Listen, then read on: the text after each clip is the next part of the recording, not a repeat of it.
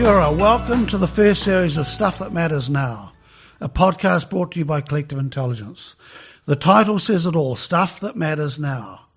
Business as usual is no longer an option, peeps, and we need to do stuff differently.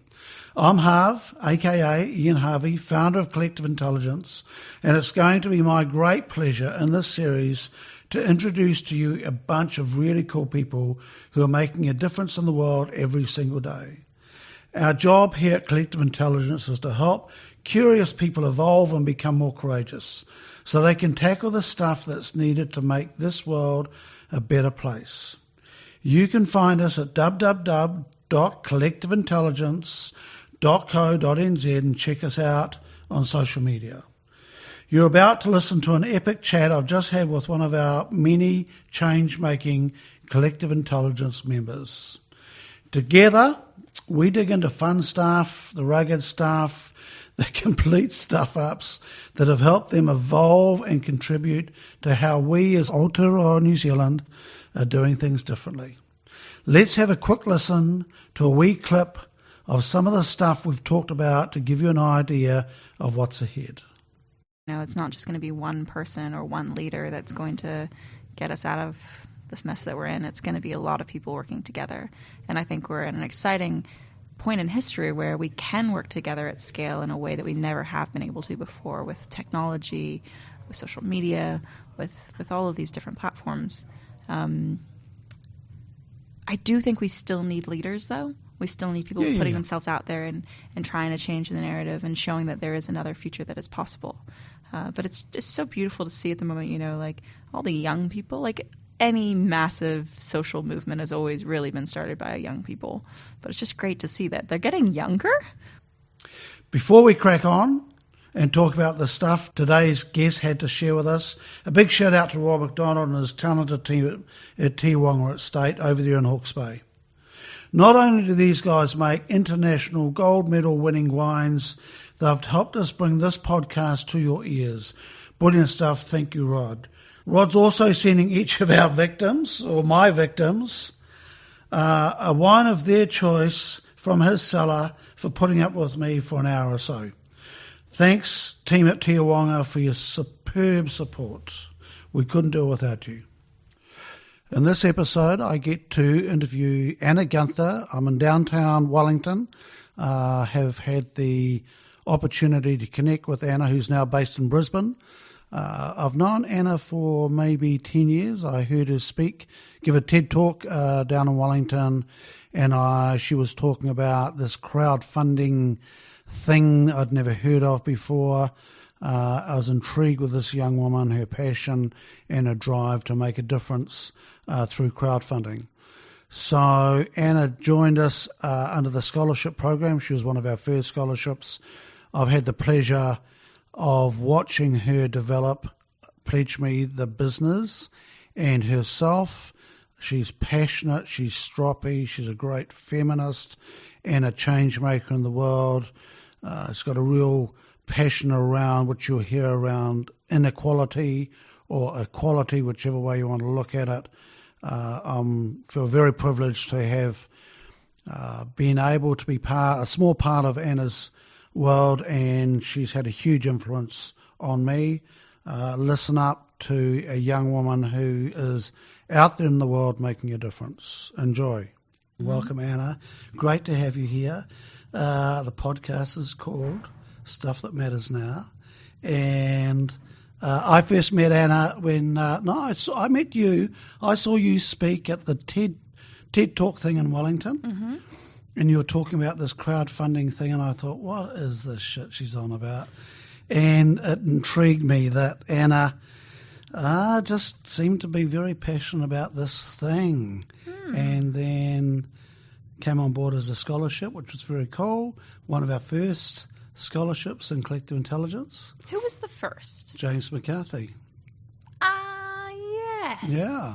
Mm-hmm. Yeah, and then we let a girl in, which was you, and it went downhill from there. Yeah. Equality, inclusion, equality. Yeah. all that stuff.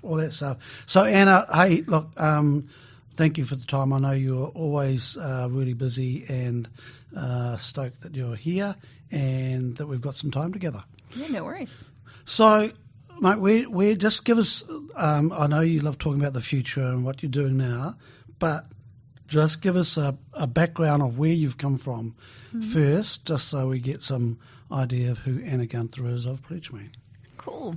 Kia ora, no otipoti ho, ko Anna Tokoingoa, namihi nui kia koto. My name is Anna, and I say that I come from Dunedin. It doesn't really sound like it, though.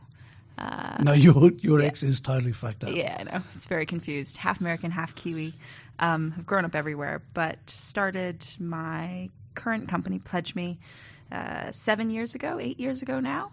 So, yeah, Harv, you and I met 2012. So really early in I'm my pleased journey. you remember. Yeah, TEDx. When I was talking about how crowdfunding was going to change the world. And I think it has. You sounded really convincing on that day. Yeah. But yeah, started my company PledgeMe 7-8 years ago. At the time, I was working as a government worker, was quite frustrated, didn't think that a 24-year-old, or 25-year-old at the time, should be making decisions around companies' futures. And so I thought that I'd either go and work for the private sector or do a master's. So let's just go back before that. So you're born in Dunedin. Even further. I wasn't born in Dunedin. I was born just outside of Boston, Massachusetts. Oh, were you? I didn't know that. Yeah. Concord, Massachusetts. That's where the American Revolution began. So I think that's why I like, doing things a bit different. Got it. Fight the system. So why were you born over there? So my mum moved over there to be with my dad. So my dad was American. My mum was Kiwi. And she moved over to the States, and he worked in tech. And Boston at the time was the place where lots of tech startups and stay-ups were happening. And how long were you there for? I lived there until I was 13. Okay. Then I moved to Dunedin. To Dunedin there, right, got it. Okay. And so through secondary school, you were a good girl? Yeah. Were you? Yeah, I was deputy head librarian, but I got a head librarian badge because I couldn't fit deputy on it. Oh, you dick. Yes. Oh, that is so sad. Yeah. It's not sad. Books are great. Oh, right. Yeah. Okay. We can edit that out. No editing. Keep the books are great comment in. But yeah, no, I was a pretty studious teenager. Started my first company as part of the Young Enterprise Scheme, actually, when I was 16. Right. We made a lip gloss company called Get Lippy. Get Lippy? Yep. Gotta love branding and marketing. But it was really bad. It was Vaseline and vanilla essence. That was our lip gloss. Just whipped up into like little bottles with our branding on it. We sold it to all our friends. Right. Yeah. Nobody else. Yeah. I mean, like friends of friends bought it. We did pretty well. We actually made a profit. I made some money out of that startup. Boom. Yeah. Yeah. So was that your sort of first taste of wanting to be an entrepreneur? I mean, that was my first business, sort of. But I think I often talk about this, that my belief that I can start something and do something comes from my family. So my granddad, he left high school at like 15, refused to go back, threw his books in the bush and walked off. And had his first tractor when he was 16, started selling his services, grew to a point where he could buy his own farm. So I've always seen the ability to just make things happen from my family. And so I think that's probably where I got the inspiration. But I didn't realize that I was going to start a company for reals until I was in my mid-20s. Right. So then education, you left school. What did you do then? So I left high school a year early to go and do an exchange. So I went to Germany for a year and was supposed to be studying over there, but was really just, you just keep on making me move closer to the mic. Because you fade out and people are supposed to listen to this shit. Okay. Yep. Close. Eat the mic. There you go. Went to Germany for a year, supposedly to study, but really just was there to learn German and drink beer. Made lots of friends, had a great host family, and then I came back and studied English literature and German at the University of Otago, which was amazing, but really what can you use a literature degree for? Not much. And that's how I got into sort of grants administration and government work. No, that doesn't make sense. Why not? Well, so you're doing that and then you got into government work. Like, why would you, like, knowing you now, that doesn't even make sense. Why would you go and work for the government? just applied for lots of jobs when I finished Well, that's the university. only job you could get. Oh, I moved overseas. I decided to do an OE, and being half American, I was like, well, I should probably go back and see if I want to be American. And I went to Boston for 2 years. And the first job I got was just the first job I applied for, which was in grants administration at a biomedical research institute affiliated with MIT and Harvard. Basically a bunch of smart people trying to cure cancer and shit. And worked in grants there. And then when I came back to New Zealand, I had that experience doing grants administration, and that's how I got into New Zealand Trade and Enterprise. Okay. That was the government work. Got it. Okay, so that makes sense. You're a shit interviewee. Jump all over the place. Jeez, this has got to be a long interview. Okay. We've got 90 minutes. Go. Like, this is really boring so far, but hey, let's try and ramp it up. What? I can't say that. Okay, so Anna, the crowdfunding thing, where did that come from? It really was being slightly frustrated in my government work, realizing that in order to get ahead in life, I probably had to either go and work for a private company or study more and study something slightly more relevant than English literature. And ended up doing a master's, and my master's was in entrepreneurship. And part of that was you have to write a thesis on starting a company. You don't actually have to start it, but you have to like find an idea and validate it and all that shit. And I just saw what was happening overseas with crowdfunding. I got really excited because I was like, yeah, 24-year-olds shouldn't be making these decisions. People's crowds should be making these decisions. Okay. And that was the starting point, sort of based off the Kickstarter model and what was happening internationally, because it wasn't happening in New Zealand then. And we launched in 2012. Started off, with a project-based model, musicians and artists and writers just selling their products or selling experiences to get the money they needed to make things happen. And it just grew from there. And so I remember when you'd just raised your first $1 million. April 2013. Yeah. And you went off and but I also remember the huge amount of work it took to raise $1 million. Like how many pledges, how many campaigns at that stage? Oh, it was a few hundred. Yeah. And we, that was 14 months in, we raised our first $1 million. So we hit the $1 million mark, and we did $3 million last month. It's crazy. Just thinking, how excited we were at that first $1 million, and now it's totally normal to do way more than that in a month. Yeah, that's a big change. That's a big change. So through that stage, you raised your first $1 million, and that was looking at a whole lot of small projects, right? Yeah. And then what happened? Well, the legislation finally changed. So New Zealand was the first country in the world to change its legislation to allow equity crowdfunding, and we were the first licensed platform to provide it. So I'd actually always been interested in this. I always thought that, if companies could raise investment from their crowds when they were growing rather than when they were big, that would be really exciting. And I remember getting in touch with the Financial Markets Authority when I was writing my thesis to be like, hey, is this a thing? And they were like, that's a very illegal thing. There is no way you could do that right now in New Zealand. Right. But they're like, but we're looking at changing the laws. And we just kept on watching and putting feedback into the proposals they were making. And when they were getting ready to launch the legislation, we decided that we were going to gear up and go for it. I've just realised, Anna, that let's just explain what crowdfunding is, so because there'll be some people listening who don't understand. What? Oh yeah, mate. Seriously, like you're this sort of hidden thing, right? Yeah. And there's some old people listening to this, right? People like me. Right? Come on. Don't do that, Harv. Okay. Don't do that. All right. So just quickly, just explain what crowdfunding is. Yep. So crowdfunding is the idea that you can go out to your crowd for funding. You set a goal of how much money you want to raise, a deadline in which you want to raise it by, and you offer something in return. So for project-based campaigns, you offer rewards, which is the thing that you're creating. For equity campaigns, you offer shares in your company. So you have to be a New Zealand registered company or an Australian registered company now. And lending is when you can actually offer a loan note out to your crowd. So we do all three types of crowdfunding, and it happens through our platform, so the PledgeMe platform. Okay.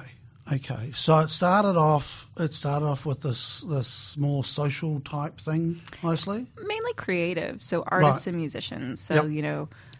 everything from a woman who was making shoes who wanted to go to a boot making course, so she crowdfunded to go to the boot making course and gave people shoes, through to Stu Buchanan, who at 82 decided to record the first album of his own jazz compositions. Right. And he had 3 generations of people who he taught music to pledge to his campaign, even though he didn't know what Facebook was. His band shared it out, and he managed to raise the money he needed, through to our biggest campaign for a very long time was for the Christchurch Art Gallery, where they were raising the Christchurch Art Gallery Cool. to raise money to buy a sculpture that had come to Christchurch after the earthquakes. Because, after the earthquakes, there were no places they could show art, really. So they started putting it all out into the streets. And one of the things they put out was this Michael Parakofi bull sculpture. And when they decided they wanted to keep it instead of sending it back, they went out to their crowd to see if they'd help them buy it. And so they raised over $200,000 through the platform.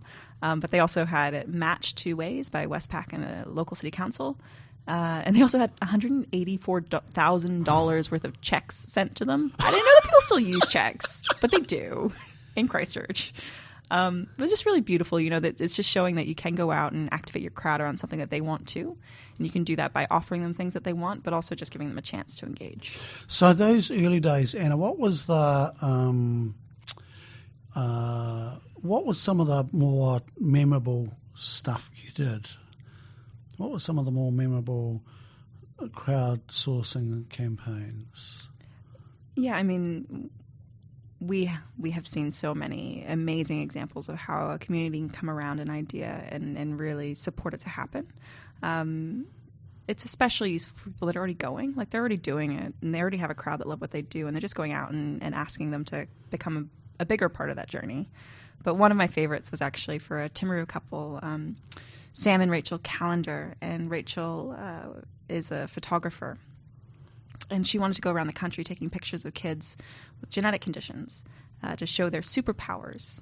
And so it's called the Superpower Baby Project. Cool. And they were doing it because their child had actually passed away, and she'd had a genetic condition. And when they used to go into hospital, they were always told all the things that were bad with Evie. Right. And they wanted to show that actually there's lots of good things. Like, there's so many good things about these kids.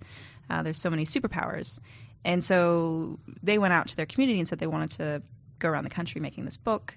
And they managed to raise $80,000 to go around the country taking pictures and publish this book. Holy shit. Yeah, and they had everything from parents of these kids pledging through to friends pledging through to they had a whole school dress up as for Mufti Day as superheroes, and all the donations from that Mufti Day went into the pledging for this book to happen. So yeah, it was just an amazing example of how you can have this idea that's slightly different but really important, and your community can really help you make that happen. And people got the book as a reward. They got a book, they got their name in the book. Like, there's all these things you can give people that they actually want. Yeah. I've just given some money to a young woman in Dunedin, Georgia, who's making poi. And stunning young woman. She's 12 years old and just up-and-coming entrepreneur. And I felt really good just supporting her. She's going to make it anyway, but it's just being able to partake in her journey. Yeah, be a part of it and help make it happen. But, not just help make it happen in this way that you're just like, oh, I'll just give you money. It's actually like everyone has something they can offer, you know? Yeah. So how do you make that a value exchange rather than just a donation? So then when did this what year did it start ramping up to the commercial space? So I think it's always been commercial, but the equity crowdfunding. As in the equity crowdfunding. Yeah, so the equity crowdfunding was legalized in 2014, and that's when we launched. So we were licensed and launched late 2014. So you'd obviously have to jump through a few hoops to get that. Yeah, Get that status. I wouldn't recommend becoming regulated. It's not the most fun I've had. Now I've done it twice because we went through the process again in Australia.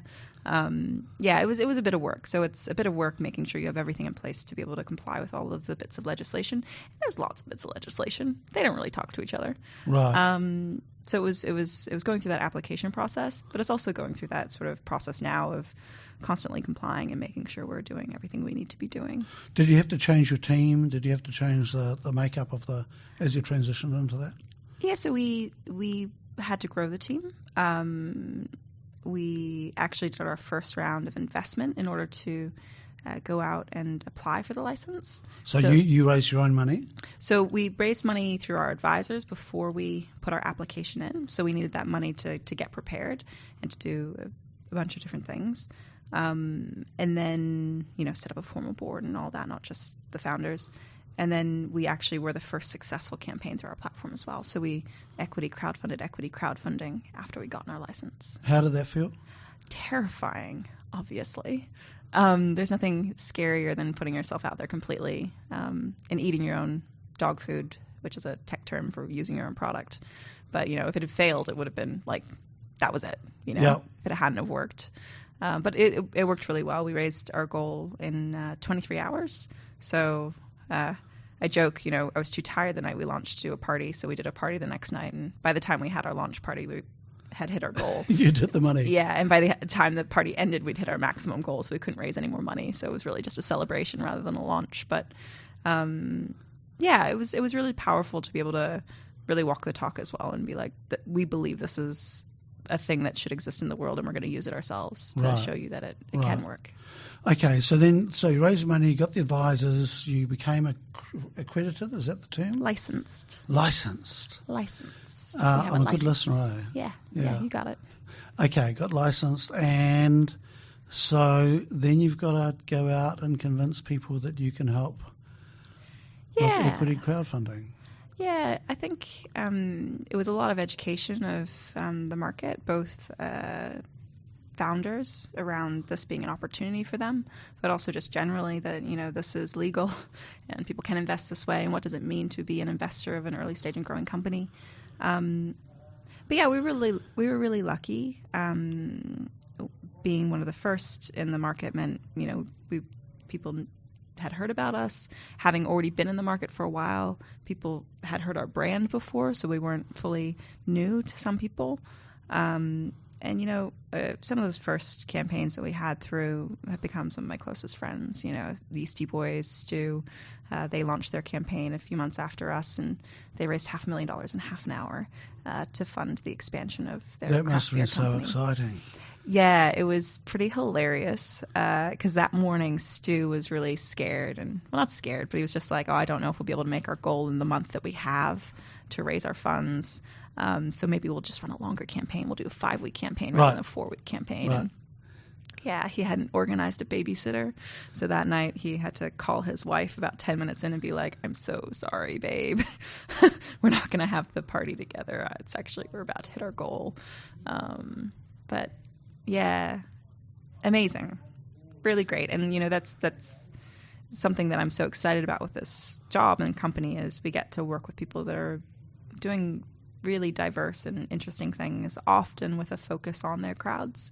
They really do care about engaging their community and what they're doing.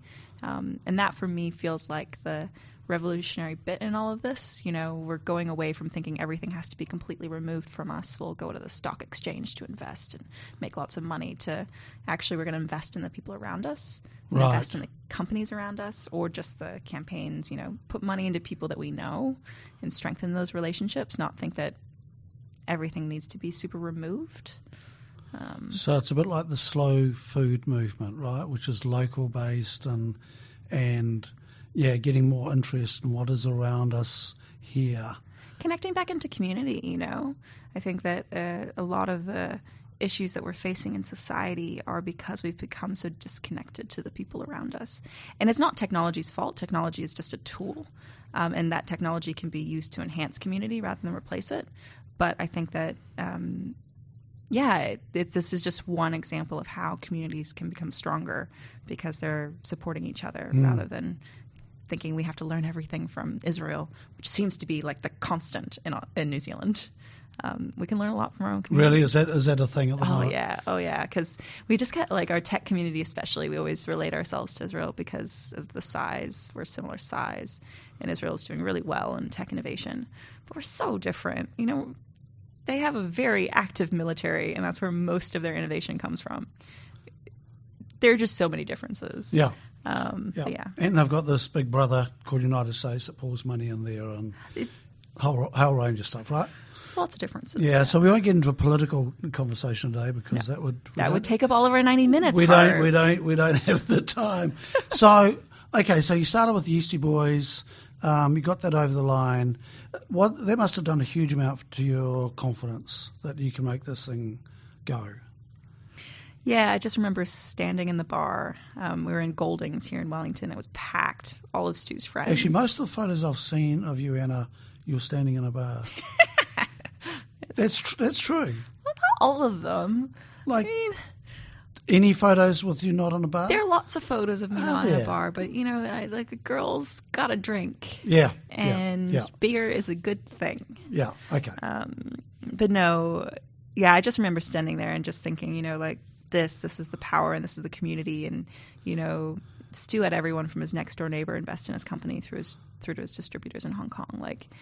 It just so interesting to see that breadth. But just that felt like a really pivotal moment for the company. Right. So Anna, we can talk about all the good stuff, but you've had some tough times. You know that very well, Harv. So, the part of this podcast, Anna, is not just to give all the fucking fluffy good shit, right? But the reality of the journey, that shit happens. All the time. All the time? Mm-hmm. So I don't want to be negative, but I'm really interested in how you got through some of that stuff. What are some of the challenges, and how do you get through it? There are so many challenges, and there's challenges you can sort of foresee, and then challenges that just come out of nowhere. Especially when you're trying new things, you never quite know what's going to work and what's not. But I've found, having people around me that either understand that journey and have been through it before has been really useful. But just having people around, I think it would be very hard to do this in a vacuum and to start and grow a company on your own. So, having a strong team, having a great board, having friends who've done it or friends who just care about you, getting into things like CQ was really, really useful, especially with we call it collective intelligence. Rebrand. My brain isn't big enough, Harv, to handle multiple names. Oh, no, but that's what we call it now. Yeah, okay. Collective intelligence. That group saw me through a lot. And you know what was it? So I was facilitating that group at the time, and what was fascinating was the passion from that team to support you. It was quite something. Yeah. Even though most of them had no idea what crowdfunding was. My granddad still doesn't understand it. No, I think, getting into groups, especially groups where they're not just going to tell you that you're great, but they're going to, point out areas that you should look at or areas you can work on. And, positive reinforcement is also very useful when you're tired. But having people there to support through the hard times, and the hard times are often related to people as well, because people are the best thing and the worst thing simultaneously. Yeah, they're an odd bunch. Yeah, I still haven't figured it out, Harv. It's a constant area of amazement for me. But just having people around you to help when you're going through that, I think, has been. Yeah.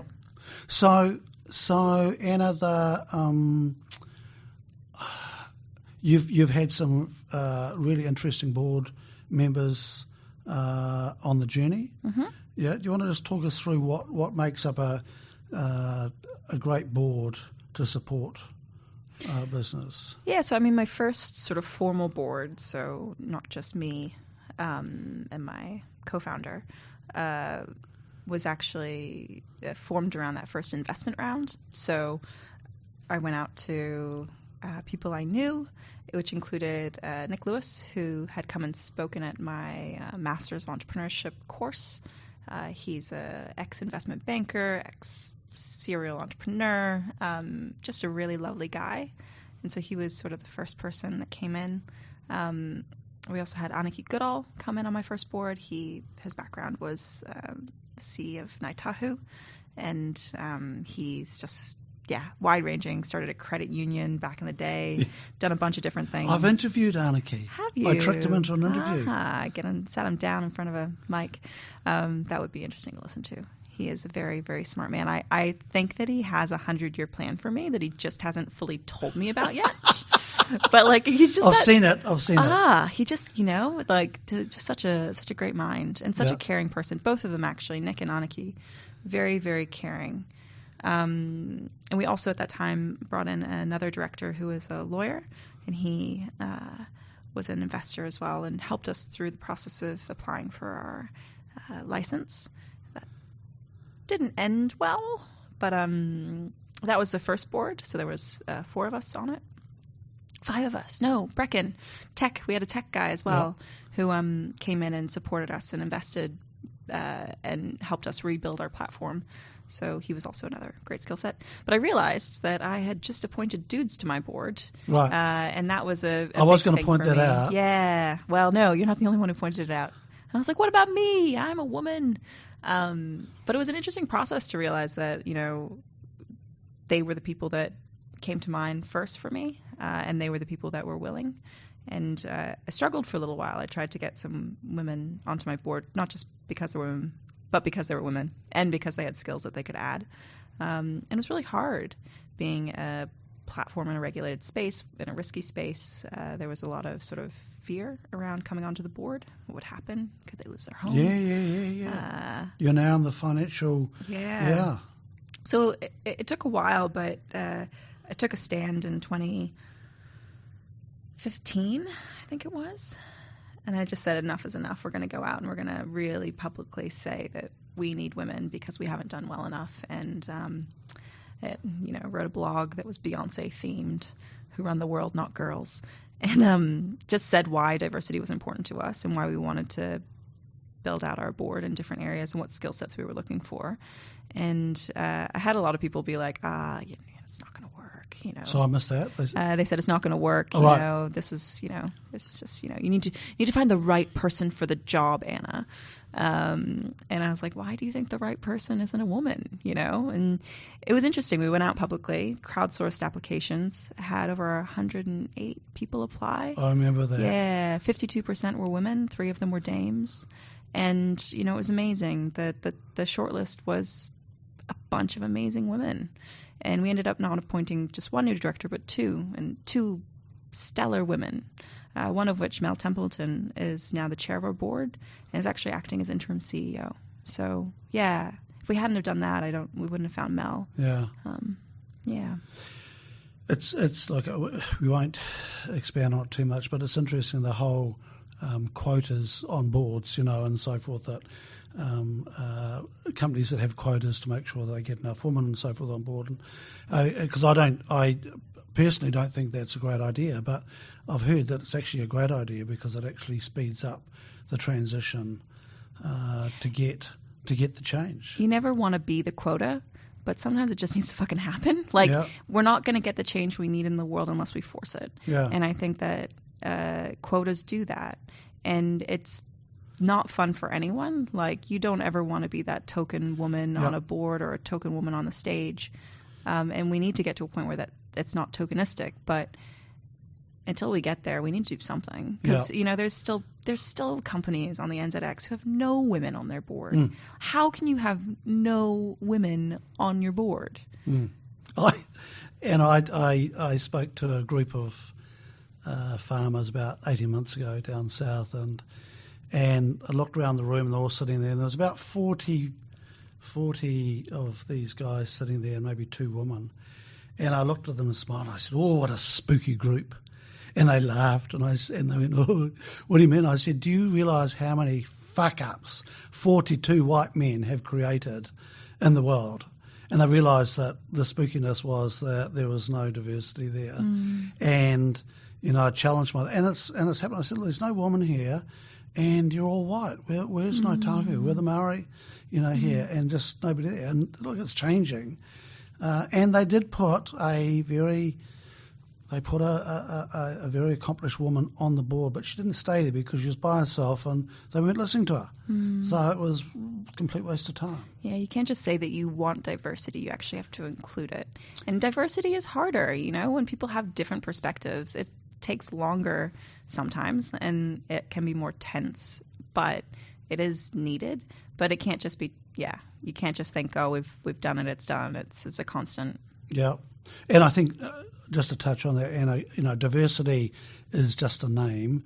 Inclusivity is the key, right? Because if they're not actually included, you've invited them to the party, but they're not allowed to sing or dance, right? Then why invite them?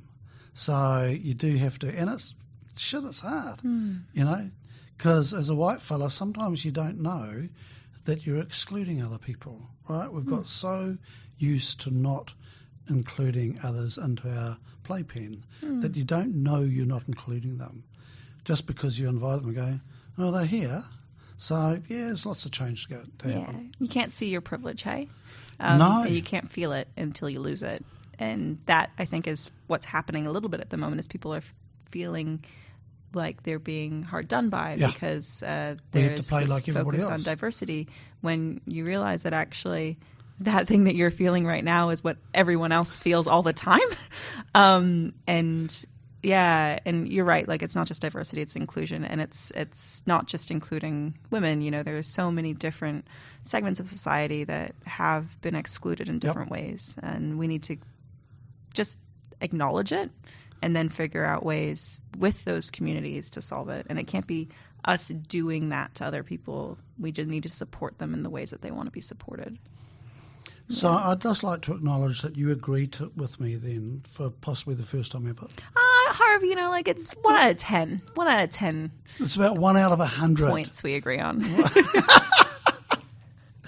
Okay, so moving back to PledgeMe, Anna, you've been very, very vocal on lots of different issues, which, I love about you. You never die wondering what Anna Guenther is thinking. It's that fighty nature that comes out of being born in a town that started a revolution. Yes. I am totally up for the fight. Sometimes it makes me tired, though. Yes. So before we get on to the fatigue thing, which I know is pretty real, social media, there's been some interesting pushback at times at you on social media and PledgeMe and different stuff, right? You're out there in the public. What's that like? How do you handle that exposure? Yeah, I think social media is a powerful tool, and it's a tool that can be used by tools. And you don't get the nuance in conversations on social media that you get talking to someone in real life. But, I have been known to call out organizations when I see a complete lack of diversity. I've matured a little bit, though. I try calling people in now before I call them out. Right. So if I see something that looks very bad, for example, an all-male panel or an all-male speaker lineup, I will go to the organizations now generally before I call them out, just to be like, hey, have you thought about this? And if they respond in a way that they're open to improving, then I typically don't default to calling them out. But if they don't, then I do. Which, it's definitely put me in the middle of some pretty tense conversations online and a lot of people pushing back on that. But then also a lot of support, someone has to voice these things sometimes, and it's not the most enjoyable to be the person who does it, but someone has to. So, for example, the High Tech Awards 2 years ago, maybe it's 3 years ago now, of all the CEOs up for awards, there was over 30, only one of them was a woman. And I called that out, and it caused a really great conversation, and it got a bit of media coverage, and they took a really active response to it, which has been great to see. And I think last year they had the best representation they've ever had, not just around gender, but diversity more widely. So, sometimes you just need to start that conversation. I know that you might not make friends in the process, but yeah. Yeah, good stuff. Yeah. As I said, look, sometimes us fellas, we just have been used to the way things are. I'm not making excuses for it. Yeah. Well, maybe I am. One really positive experience I had around this was with Ideologue, actually. They did a magazine for, I think it was their 10th anniversary, and they put sort of their top innovators on the front cover, and they'd interviewed them, and I was one of them. And someone tweeted me a picture of that being like, hey, Anna, great to see you on there, but you were one of 2 women out of like 12 or 14 people, what's going on? And I responded and I tagged Ideologue and I was like, hey, yeah, what happened? And they were like, oh, we just couldn't find any women. And I was like, what? And I responded pretty much immediately with a Google spreadsheet. And I just said, hey, world, Ideologue's struggling to find women to interview. Can you please tell me the amazing women in New Zealand that they should interview next time? And we crowdsourced over 700 names of inspiring women in New Zealand for them to interview in the future. And they actually responded by saying that they were going to interview those women or start working through that list, but also that they were changing their policies around how they made decisions around who was interviewed and actually taking into account diversity more generally. So, you can have a positive swing on these things. And I always try to provide solutions when I call someone out.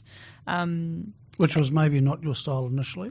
It was also my style initially. Was it? With the High Tech Awards, I had written a previous blog the previous year that I'd been there, where I provided some ideas around solutions. So, normally solution-oriented. But again, you can't expect the people that are excluded to come up with solutions all the time as well. It can just be tiring and frustrating.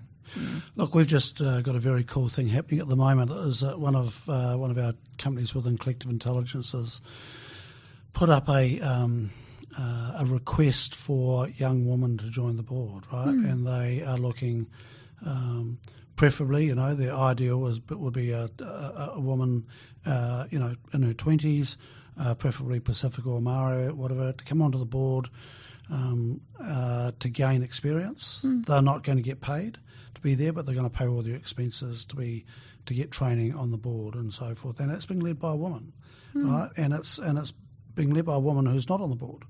Do they pay their other directors? Yes, they do. So why would they not pay this director? I think that would be because they're going to they'd see it as training. But they have so much that they can share and so much value that they can add from their experiences and backgrounds. I would question that because I just think that we often think that young people don't have much to add when actually that perspective, it's worth its weight in gold. Yeah, we know that through the scholarship program, right? Yeah. Okay, all right. Well, look, all right. So, yeah, cool. I think we often think that, though, when we think we're adding diversity, we think we're doing them a favor, and we think that by providing them the opportunities, this is they're going to learn so much, and it's like, actually, we're going to learn so much from them. This is our opportunity. And, one of the things that I've blogged about in the past is, speaker fees. There's this sort of expectation that people will go and speak for free for exposure. And I struggle with that because I think sometimes, it's a learning experience. You get exposure, whatever. But if everyone is paying to be at that event and you are paying other speakers, you need to provide some sort of value exchange for the people that are coming, and that's actually going to bring diversity because you're paying them. If you have a million things on your to-do list because you have so many other expectations within society of how your time should be spent, paying someone can make all the difference. That's just I'm not. No. Anna, I get it. I get it. Our scholarship program, I'm really proud of that. It's one of the things that, and we're trying to look to ways to extend that because 80 or 90% of the time it's been really positive for everybody. We've had the odd person come through that wasn't a good fit, but that can happen at any age. That happens everywhere. It happens everywhere, right? But it's interesting. When it happens with somebody who's younger, there is more scrutiny or pressure or something, right? But on the whole, it's been really good, and they add a whole different perspective. Yeah. So, Anna, and I'm mindful because I've only got Anna for a limited period of time. She can't see the time. I can't. He made me turn off my phone. I feel like I've lost a limb. Good. Anna, let's come back to PledgeMe and frame up where you are now and the stuff that you're working on now. You mentioned before last month you raised $3 million. Yeah. That's a lot of money. It's a lot of money. Yeah, so where we're at right now, so it's 2019, we have launched into Australia. So we went through a process last year of applying for a license. Sorry, I just keep on getting pointed to the mic. Yeah, so we applied last year for a license to do equity crowdfunding in Australia because they just changed the legislation. We actually put some submissions into that legislation change as well. The Australians like their rules. They didn't do a great job first up of passing this legislation. But we're now licensed in Australia, so my time is mainly spent over there. So based in Brisbane.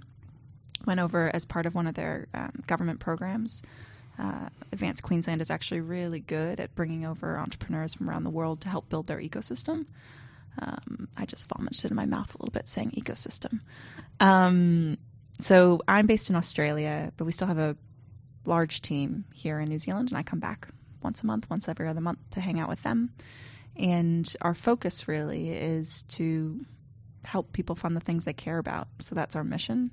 And we're just growing, We've grown year on year for the last 7 years.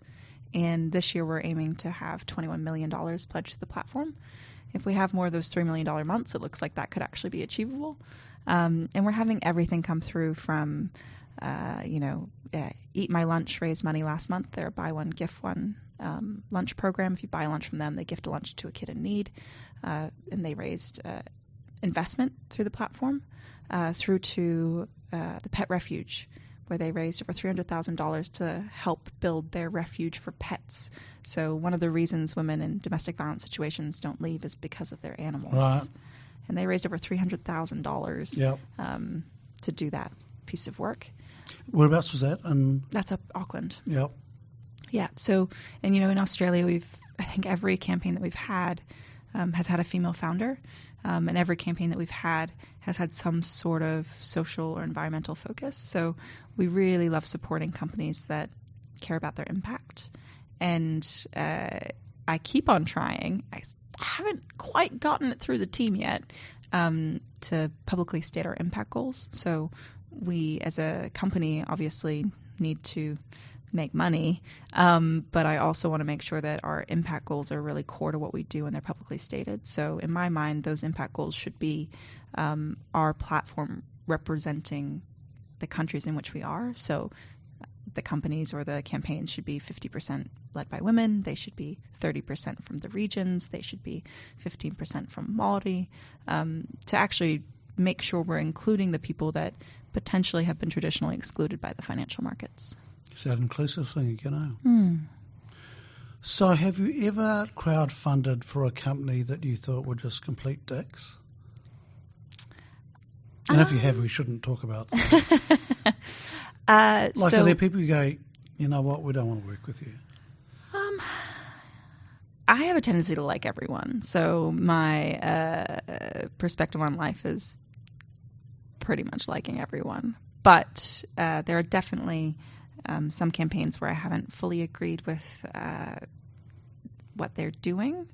We wouldn't let anything come through the platform that didn't align with our values. And we've refused campaigns before, especially for hate speech. But sometimes people do things differently. And campaign for hate speech. Yeah, we had some neo-Nazis wanting to raise some money. Oh, bless. Yeah, no, definitely not Were they happen. surprised? They threatened to come and protest outside of our offices. And I was like, please do. I actually think this would look great for us. No, they wanted to crowdfund for a sewing machine to make their hate speech T-shirts. Yes. Yeah. Magnificent. Okay. We've had a few of those. Okay. But that said, I don't think we should say no to a company just because we don't think they're going to make it or don't think that. I think the crowd should decide mostly. That said, I still think there's a role for tech companies to provide a safe platform and a safe experience and make sure that you're not perpetuating any societal issues that shouldn't happen. But yeah, for example, one of the campaigns that we had a few years ago was for a fluoride-free campaigner. So they don't believe that fluoride should be in the water. And so they were protesting in Hamilton that fluoride is added to the water. I personally believe that fluoride is a great equalizer because it has great outcomes for people, especially who are disadvantaged around their sort of dental hygiene. But that said, just because I don't believe in it, I didn't think that that was a reason to stop them from being allowed to crowdfund. And I've had a lot of feedback on that one. Someone asked me if stupidity counted as hate speech. I thought that was quite patronizing. But yeah, so we definitely, we do have some people that come through where I don't agree with them. Yeah. So, and just recently you, Little Yellow Bird, crowdsourced through you guys? Yeah, so Little Yellow Bird equity crowdfunded through us. They're a ethical uniform company. So Sam Jones, who started it, is this powerhouse of impact and logistics and everything. And what they do is they know they know where everything comes from in the supply chain to create their uniforms, from its rain-fed organic cotton, so reducing the sort of water impact of growing cotton, through to the factories where they're manufacturing. They know that not only are they ethical, but they've built programs around supporting the women in these factories to make sure they can get future education, through to, reducing their waste here in New Zealand. They don't send things around with plastic anymore, and any plastic that is there, they are now turning into furniture. And her whole goal is to make sure people are paying the true cost of what it takes to make a t-shirt or a pair of pants or whatever it is, specifically in the uniform space, because she thought that would be easier to make change in first, because you send out in bulk rather than individual items. But yeah, pretty amazing. So she raised money to scale up her company in May. So my wife Kate has stopped buying clothes because she's so pissy with the whole industry, right? Yeah. And I bought her a T-shirt from Sam for her birthday or something, and it was very cool because she was just like so pleased to get this gift that Sam is going to buy back or take back off her when she's worn it out, right, and put it through again and so forth, and she invested in the company. Awesome. Yeah, and it was very, very cool because I remember it was one morning and we were sitting there and they were sitting $3,000 off, off the what their minimum was. Yeah. And Kate went, cool, and so she invested some money and it went over the and it took off from there. And just a sense of supporting a stunning young entrepreneur like Sam was nothing to do with about the money. Yeah. It was actually going, this woman needs supporting.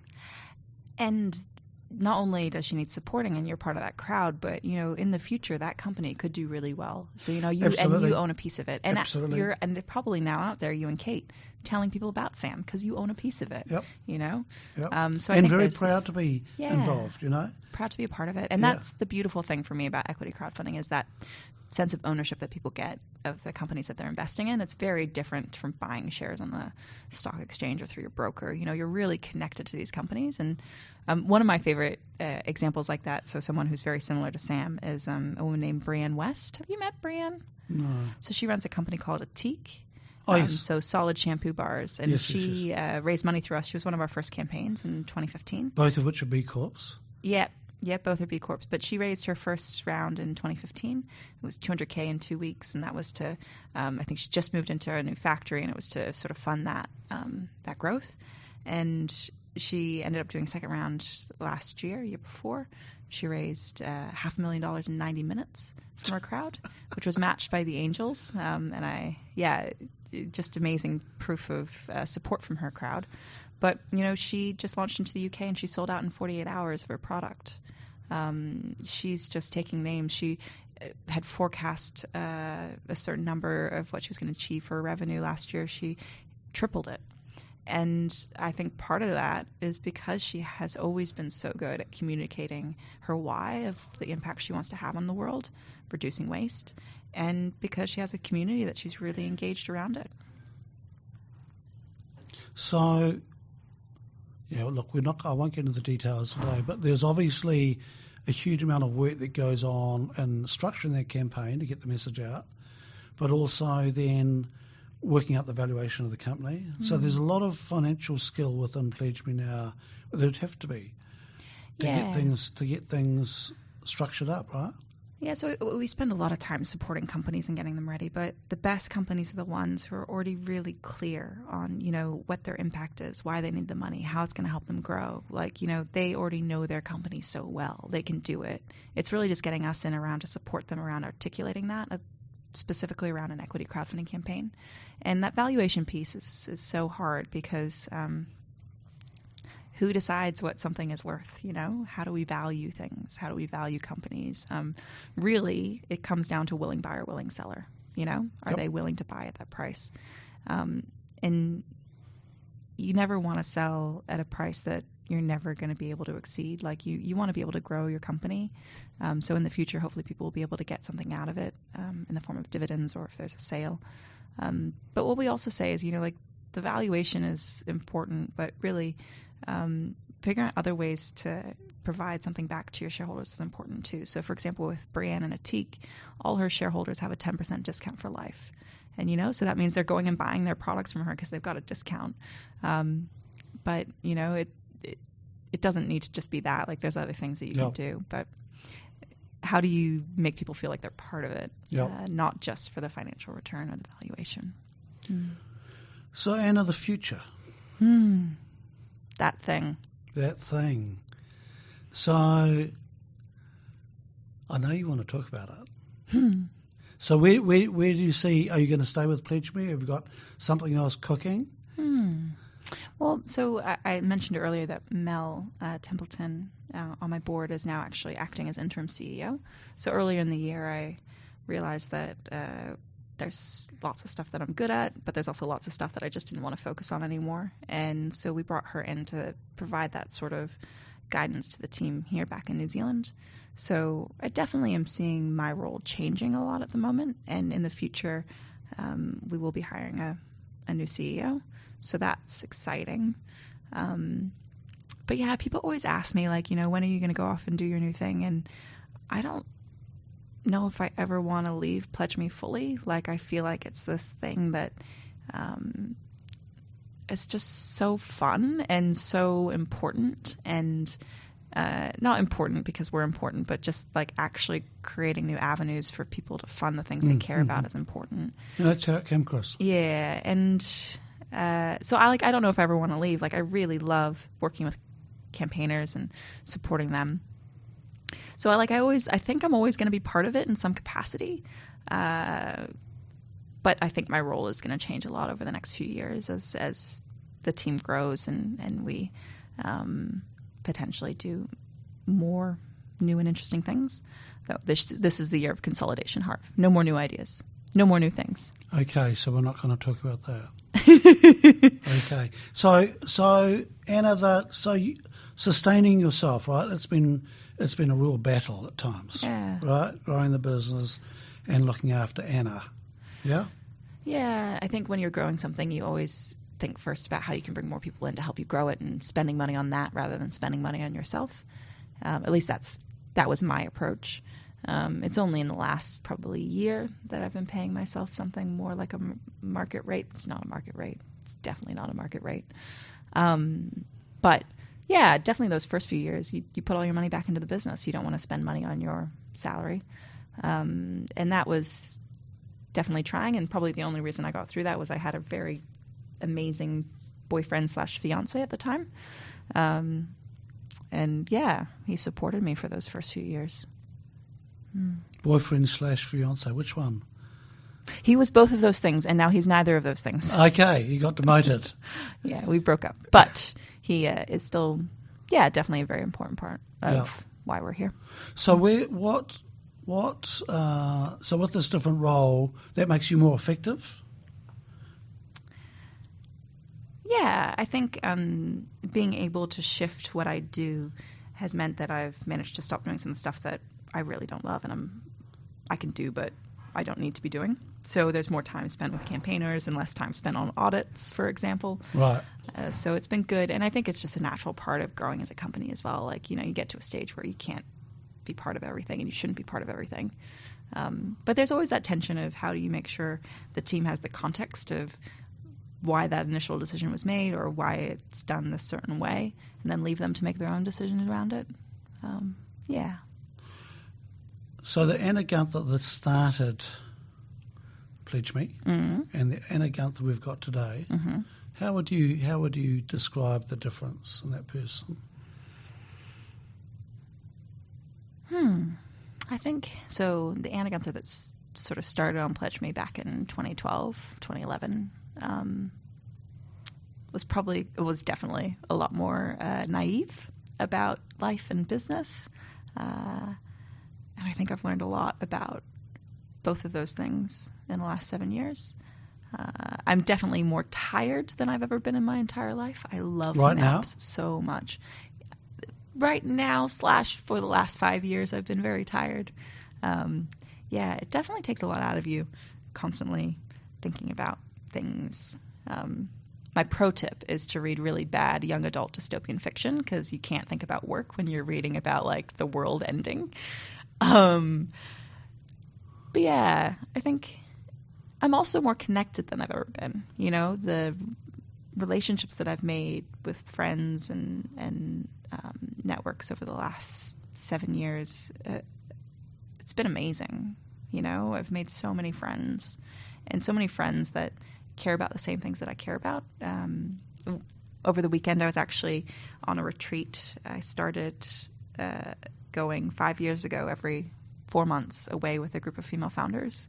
And it's amazing to, I only became part of that because we were all founders at the time. But it's amazing to see that sort of journey of these women over the last 5 years and sort of getting that deep network of support around what we're doing. Ironically, I'm the only founder left standing. Really? Yes. I mean, they all still start things. And actually, a few of us have started a new company together, which is cheese-based, which makes me very happy. But I'm the only one who's still in the same organization. And is that because you're tenacious or just dumb? Both. Yeah. There's nothing beats tenacity.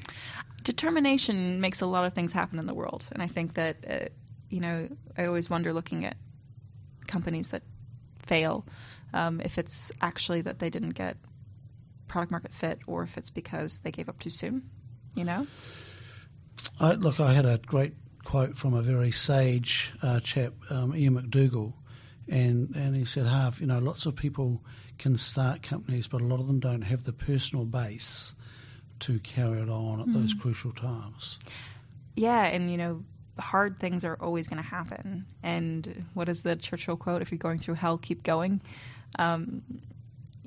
It's very easy to give up sometimes, and it's very hard to keep going. But that's where a lot of your personal growth happens. And if you can keep going through it, it can be the thing that makes your business. We almost ran out of money. What was it, 3 years ago? And I ended up sleeping on a bench in an airport because I didn't want to spend the money on a hotel. And it was like the worst day ever. We had negative media coverage. I hadn't managed to return a call, which meant we got more negative media coverage because I'd been in 3 different towns that day giving talks and was sleeping in an airport that night. And I just remember crying in the airport and running out of money. 3 days later, we made $2 million. You never know when that next high is going to happen. But it is a little bit of an addiction, hey? Just waiting Don't for bring that, me into waiting it. For that, waiting for that high. Yeah. Is it the high that keeps you going? No, I think the thing that keeps me going is being able to truly see the impact that we're having by the work that we're doing, and I truly believe that this is the way things need to be. So, it just needs to work, and it is working now. We're in a better position than we've ever been. But there's always those hards as well. But there's always hard things happening. It's constant. Yeah. Yeah. Yep. So Anna and everybody, so I'm just showing Anna the time so she doesn't freak out because I've got her to turn her phone off, and because she's very busy and she's got somebody more important to talk to than me. And that's all right. No, I'm okay. He'll cry later. I'll be okay. Be fine. So Anna, what I'm going to throw this to you. What would you like to round this podcast off on? What subject? What angle? Oh gosh, Harv, there's so many options. And that's, mate, that's why I'm asking you, because I know there is. I guess thinking about the people that are listening to this podcast is probably going to be collective intelligence members. No, it'll be all over the place. All over the place. I always love having conversations about social enterprise and the future of it and why it's needed. And I think that we're in a position at the moment where there's lots of bad things happening in the world, and we just all need to start thinking about how we can make things better. So that might be a good thing to end on. What are the things that we need to be doing to actually change the course of history, as it were. Humanity. And humanity. Yep. Yeah. Cool. Let's go there. Mm-hmm. So it's one of my favourite things at the moment that the world is not going to be saved by famous people. It's going to be saved by lots and lots of normal, average people doing above average things, right? And going and all making a difference. But also knowing that we need to make a difference, because business as usual is not an option most of the time. No. And I think it's that thing, as you said, it's not just going to be one person or one leader that's going to get us out of this mess that we're in. It's going to be a lot of people working together. And I think we're at an exciting point in history where we can work together at scale in a way that we never have been able to before, with technology, with social media, with all of these different platforms. I do think we still need leaders, though. We still need people putting themselves out there and trying to change the narrative and showing that there is another future that is possible. But it's so beautiful to see at the moment, like all the young people, like any massive social movement has always really been started by young people. But it's just great to see that they're getting younger. You're just getting older, mate. I'm getting older too. That's definitely a thing. But no, you look at like Greta Thunberg in Scandinavia. You look at the Hong Kong activists at the moment. I think one of their leaders is 14 years old as well. Young people seem to be more connected and more educated than they've ever been. And I think that's also technology. They have access to information that we probably didn't have access to when we were their age, which is also a double-edged sword, because I think that young people are getting access to information that they probably shouldn't be getting access to at young ages as well. But it's just amazing to think that, there are these young people all over the world really actively coming out around climate change, around gender inequality, around sexual identity, gender identity, climate change. I've already said climate change. So many things, Yep. Okay, so what's the one thing that Anna Guenther would like to sort in the world? If I had a magic wand, inequality. I think why does it burn so deep in you? Because I think if we solve inequality, we solve a lot of other issues that are stemming from that. I think one of the reasons we have climate change is because of inequality. One of the reasons that wars happen is because of inequality. People aren't having the same access to opportunities. There are people in positions of power making decisions that aren't actually in the best interest of their people. We have the externalizing of costs onto people and the planet. What does that mean? So, when you create a shitty T-shirt and you don't pay people well and you don't care about the planet when you're making it, you're externalizing those costs. Right, got it. So, yeah, I think inequality, if we could solve that one. No so biggie. what are you doing? What are you doing to make a difference to inequality? So I think with the focus that we have around funding and truly trying to make it inclusive and doing work and making statements and showing that there's another way, we are hopefully making a difference. And I think we can show that we are. I think we can show that the founders coming through our platform represent the world in which we live. And they are founders who have stated that they couldn't get capital anywhere else to do the work that they're doing. And most of them are trying to have a positive impact on the world.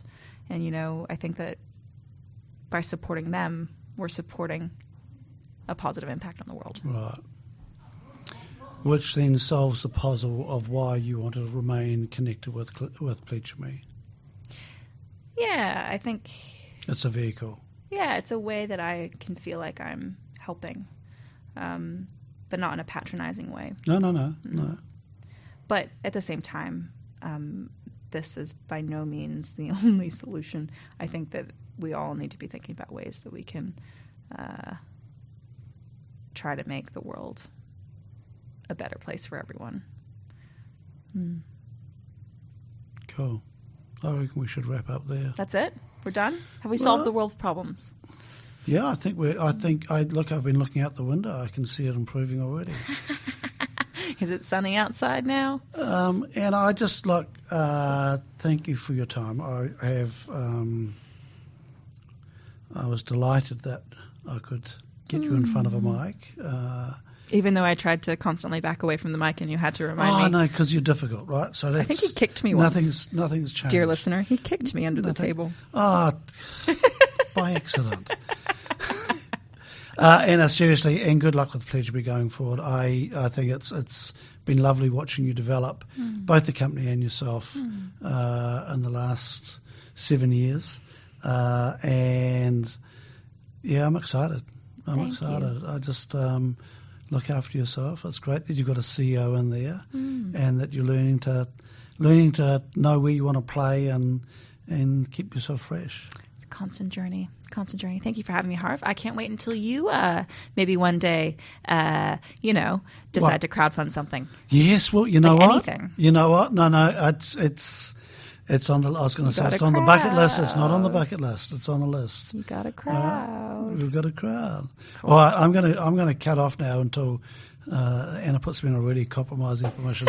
Anna Guenther from PledgeMe, thank you very much. Thank you. It's been awesome. You've just been listening to an episode of Stuff That Matters Now, brought to you by Collective Intelligence. I hope you enjoyed listening to the fun stuff, the rugged stuff, and the complete stuff-ups that have helped this particular Collective Intelligence member evolve while making the world a better place. Do check out our Stuff That Matters Now podcast series on your favourite podcast provider or visit our website www.collectiveintelligence.co.nz to get links to new episodes. Contact us if you want to learn more about how we can help you evolve yourself and others. Thanks for listening.